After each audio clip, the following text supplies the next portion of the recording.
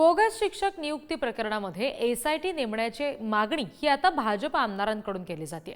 आमदार प्रवीण दटके, आमदार संदीप जोशी यांनी मुख्यमंत्र्यांना तसं निवेदन दिलेलं आहे।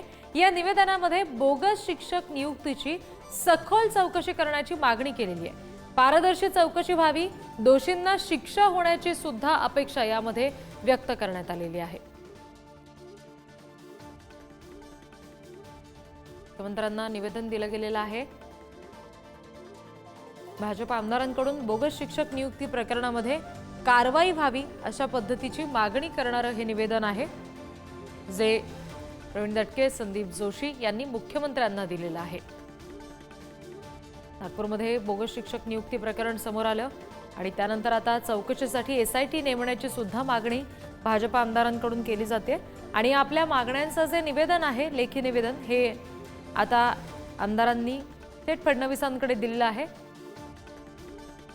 आणखी तपशील घेऊया, प्रतिनिधी जितेंद्र शिंगाडे आपल्याशी जोडले गेलेत त्यांच्याकडून। जितेंद्र, या निवेदनात आणखी नेमकं काय म्हटलेलं आहे, कुठली नेमकी मागणी केलेली आहे?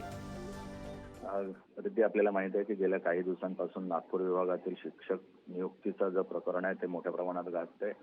या प्रकरणी बनावट शिक्षकांचे दस्तावेज तयार करून जे अस्तित्वात नाही अशाही शिक्षकांची नियुक्ती करण्यात आलेली आहे आणि त्यांचं वेतनही उचलण्यात आल्याचे गंभीर प्रकरण समोर आलेलं आहे। पोलिसांनी या प्रकरणी चौकशी सुरू केलेली आहे। सायबर विभाग आपली वेगळी पोलिसांची चौकशी या प्रकरणाची चौकशी करते। आतापर्यंत 7 व्यक्तींना म्हणजे शिक्षण विभागीय उपसंचालक यांच्यासह 7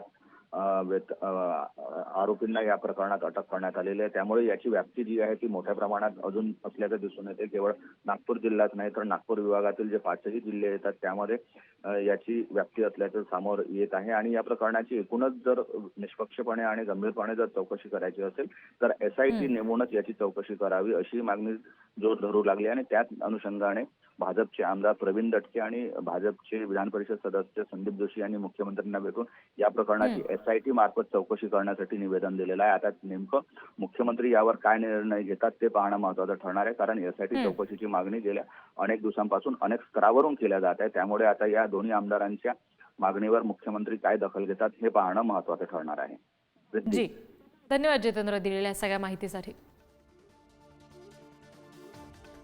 Thank you.